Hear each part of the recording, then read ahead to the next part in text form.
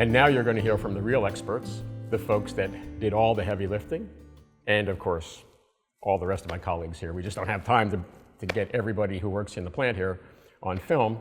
So you're going to hear from Tim Teal, Scott Sasser, my cousin Robert, and Roland Murphy, and we're going to tell you all about why these guitars exist. Hello, I'm Tim Teal from Martin Guitar. I'm the Director of Instrument Design. And I'm Scott Sasser, Director of Custom Shop. So Scott, how long has it been since we started working on this project? Seems like a week, but it was right at 4 years. 4 years. Yeah, you know, I remember my grandsons being born just before we went out to see RGM, and they're about 4.5 now, so wow, how time flies. Crazy 4 years it's been. I remember the day we were cruising through the production floor, and we had recently sold a presentation guitar, the Butterfly guitar. Oh, that's right. It went overseas, and we knew we'd never see it again. It would go into a collection, and who knows. But we wanted to come up with another presentation piece that could raise the bar. Absolutely. And you know, you and I both really love a few things, and one of them is a watch, clocks. And we started talking about how could we incorporate a watch theme into a guitar piece. We're gear freaks, and in addition to cars and motorcycles and audio gear, we're into watches, and we realize that a lot of the clients that we work with share those same passions, have many of the same hobbies. So we felt that a watch theme would be a natural for the project. Right, and this was, you know, before the concept of 2 million started shaping up. This was just a presentation piece we wanted to start with. And so I remember you saying something to me like, hey, I heard of a guy who's our neighbor, you know, he's in Lancaster, Mountjoy, Pennsylvania, and he's a watchmaker. That's true. I grew up a little bit of a watch nerd. I would call myself a collector, a real watch collector. Wouldn't consider me a collector. But having done a little bit of research into the hobby, I came to know of a gentleman named Roland Murphy, located near Lancaster in Mountjoy, Pennsylvania, and was fascinated that he was one of the few true craftsmen that produces his own movements, truly makes watches. And that craft association, the Pennsylvania connection was nice, but it was that craft relationship that really was a story that could be and should be told together. Yeah, and when you mentioned that, I was like, oh yeah, I heard of this guy. He actually called up about a year prior to our conversation and said that he had a engraving technique, it's called guilloche, that's done on a Rose engine machine, and he was so excited after taking our tour here that he thought we could collaborate on something. And we just could never find the right time or project to get out there to see him. So this presented a wonderful opportunity for us. Situation called for a road trip, that's for sure. So through our design process, early on, we really wanted to try to figure out how to make this presentation piece become three-dimensional. And it was a huge challenge for us. I think Scott, you know, part of the early design work actually came from the watch that we chose that is in the headstock of this guitar. So this is our 2 millionth guitar, and this is a caliper 20 that RGM makes, but it's been customized to fit the shape of the headstock. But if you ever get a chance and visit the museum and get a good look at this watch, you'll notice very similar elements that are included into the face of the guitar. Yeah, a watch is a novel concept on its own, but to be able to really display it properly across the depth and the dimension of a guitar was quite challenging. It wasn't a simple feat. One impressive feature of a nice mechanical watch is the depth that it has, and part of the pleasure of owning a watch like that is being able to look into it, not to just gaze at it, but to really look into it. Nice watches often have an exhibition back where you can see the different components and architecture, and it has this depth that's required. And we knew that would be among the critical elements to have to pull off on this instrument. So to execute that, you got to remember, we're working with very thin pieces of wood for the back and the top. about 1/8 of an inch or thinner in most cases. So to get a layered effect, and we wanted to use real metals, right? So to really pull off the look, the metal is a combination of aluminum and brass. We also have on the top of the guitar titanium. And what we chose to do was basically carve a lot of the wood away and get these pieces of metal to layer up. Now these pieces of metal are extremely thin, but we developed this technique that is called epoxy potting. So there are a nice thick layer of epoxy over these parts to get a very unified look to the surface of the guitar, but give that depth. And we started experimenting with this a couple years ago with some other projects on a much smaller scale. Yep. And because we did not know how this was going to play out, we created a couple prototypes along the way. We had to teach ourselves how to stack these numerous components on top of one another and achieve a nice, flat, finishable product. Right. And I think what really pulled it off too, to get a nice three-dimensional look, is the sound hole cover, which mimics the second wheel on the watch, and then also this gear that is seen on the back side of the sound hole. So you can actually look through, it gives a little dimension above and below the soundboard. When you're looking at the top of the guitar, you're seeing through to the back as you would a mechanical watch. And when you're looking at the back of the guitar, you're seeing what you would see through to the top of the guitar, just as you would on a mechanical watch. And it was a real trick to get those elements to combine in the right places, and we wouldn't have been able to do it without some expert guidance. Right. So ProWorks was a great partner. They helped us with that. And the other thing, we really struggled what to do on the side of the guitar for a bit, and we went through many iterations. And finally, because we started working on one of those really small size 2 guitars, that gave some inspiration. So back in the 1800s, a lot of Martin guitars and some other makers would do a 2-piece side. And within that 2-piece side, they would run a strip of wooden purfling down the middle of it.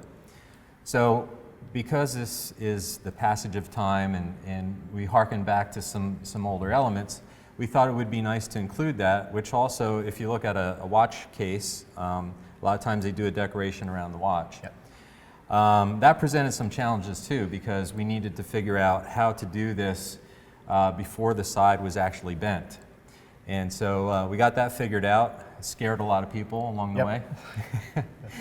And then it became time to figure out how to miter and get this beautiful inlay to tie into the rest of the side inlay. And that also was quite challenging, but it's one of the most sophisticated builds that we've ever accomplished in-house. And I say in-house, it's with the collaboration of a number of good partners in the field. I'm blown away that we didn't have to recreate the wheel, but we did re-engineer the tuning machines, and they are an absolute masterpiece of machining. They start from a solid block of stainless, and they're machined into accurate Waverleys. Right. And the idea about using a watch crown shape for the tuning knob was very unique. And you know, the insert, which is solid gold with a beautiful guilloche and of course the Pennsylvania keystone symbol. I know every one of these neat little elements that came together added more cost to the project. I remember Roland saying it would be really cool if we did gold inserts with Pennsylvania keystones on them. And we start scratching our heads and wonder what the accounting team is going to think. But we were so blessed to have Chris in our corner, being a true champion, urging us to do the right thing for the project. You only get to have 2 million once. And so we wanted to have a guitar that somebody could own that would be off of this theme. So off of this we created the D-200. Yes. So the D-200 guitar uses some of the back geometry that we used on the 2 millionth. Yep. However, we wanted to keep the weight in a normal range of a guitar. The other guitar is heavier because of all the epoxy and metal components. And then we wanted to use more traditional materials. So as you can see, we swapped out the metal parts for pearl and some gorgeous wood inlays on the back. And then on the top, we kept some elements the same. So we're using the same minute track motif around the edge of the guitar. And we're also using the same rosette from the 2 millionth guitar. The fingerboard and head are very similar. Fingerboard is exactly the same.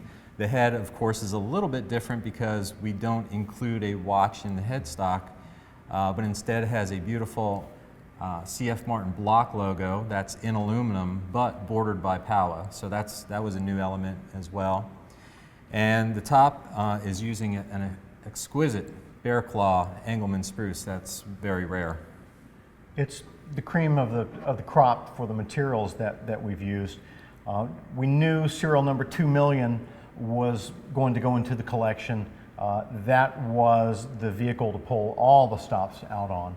And in as much as an enthusiast would pick this up and take it downtown or play it, we knew that the D-200 would be a playable instrument, a playable collectible. It's a piece of art, it's a piece of history that can be used every day, and we wanted to include as many of the key elements from serial number 2 million as we could onto the piece available to the general public.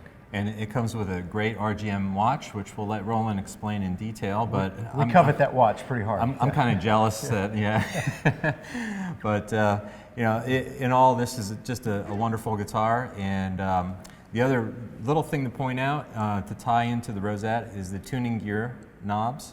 So the tuning gear knobs in this case are stainless steel, which has a matching guilloche engraving with the rosette.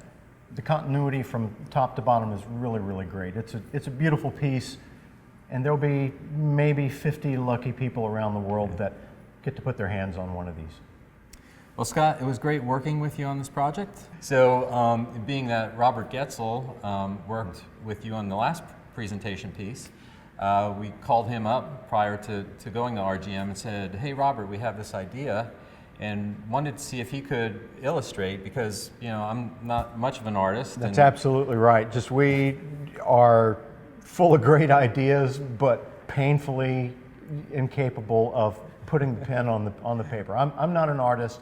Tim's slightly more of an artist than I am, but I refer to the process as exercising these demons that are in our head. We have these ideas that we know can be played out over the canvas of a guitar, and it's so helpful to have a talented artist relationship with a talented artist like Robert that we can call upon to help get these ideas out of our heads and onto paper and begin the process of putting them into the structure of a guitar. Hi, I'm Robert Getzel. Hi, I'm Roland Murphy, founder of RGM Watch Company. So this project evolved with a phone call from, at least from my end, from Scott Sasser and Tim Thiel, and they had sold a watch. They had taken it off the tour route, a custom watch, and they wanted to replace it with another design.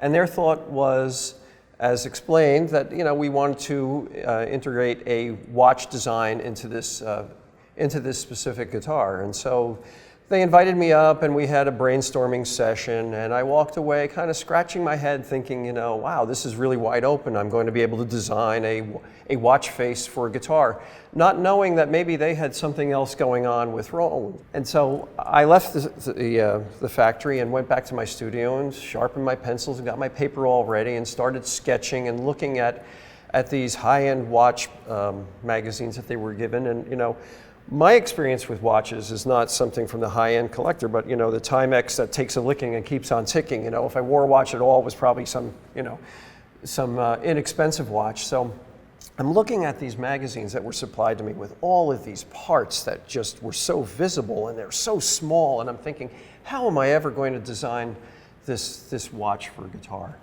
And I started putting together some really crazy, designs, thinking somebody's going to have to, look this thing over. It's just a fanciful design. It's not going to work, nor was I expecting that I intended it to be, because I designed the fingerboard as kind of a fanciful way of bringing all sorts of watch gears in and the out. So it was just this sort of creative process that I was doing, this planting the seed, knowing that somebody was probably going to have to take this a little further. And so I gathered my sketches, and we went to your workshop, Yeah. which is much more than a workshop. And I'm proudly holding these watch designs in my hand, these pieces of paper, and I'm thinking, oh, I'm sure I'm going to blow this guy away, you know. And I show them to you, and you go, Well, Robert did a wonderful job, but I know sometimes if you ever watched a movie and you see something that's technically wrong, it's very distracting. If that's your field, you're going to pick it out. And one thing that I noticed was, obviously you're not a watchmaker, so wheels and things weren't in the right places, and I knew that if you made something like that, anybody that knew watches would be distracted, and the first thing they might say is, that's not right, that doesn't go there, and it would just distract from what it was. So I wanted it to be technically, even though it's on the face of the front of the guitar, I wanted it to technically look correct. So if a watchmaker or a watch enthusiast looked at it, and sometimes a watch enthusiast and a guitar enthusiast are the same person, that it wouldn't distract them, and that everything would look in the right place. So, and at the same time, after talking with Tim and the guys, we talked about the idea on the 2 millionth of putting a watch in the headstock. And they liked that idea, and we talked about that. So I thought that our caliber 20 movement, that we could modify that to kind of fit that wedge shape a little bit of the headstock, that would be a good solution of putting a watch up top there. We could make something very special. So we said, well, why don't we make the design on the guitar match the movement in the watch that we're going to put in the headstock. Right, and that caught me by surprise, because I'm thinking you're just going to give me a small critique about my drawings, not knowing that you had something much more in mind. I'm thinking you're going to follow my drawings and make a watch. This is even, this is very cool. Not the case at all. So you show me this trapezoidal watch, the caliber 20, and I'm thinking to myself, how is this supposed to go in this pear-shaped body of a guitar? It's the wrong shape completely, and it was a head scratcher at first. But your people that surrounded me with such beautiful drawings of all the wheels and all of the bridges and things that needed to go in there, and I got the impression that this was going to be a very serious project from this point forward, that we were going to be taking your watch design and creating this guitar and all of these elements that are in this watch, and make it, if it could, make it work by all the placement of the wheels and the gears. And my part of this project was really just to inspire the craftspeople, yourself, your team, and the team here, to now take these little pencil drawings and work their magic and create a guitar that not only looked like a watch, but sounded like a Martin.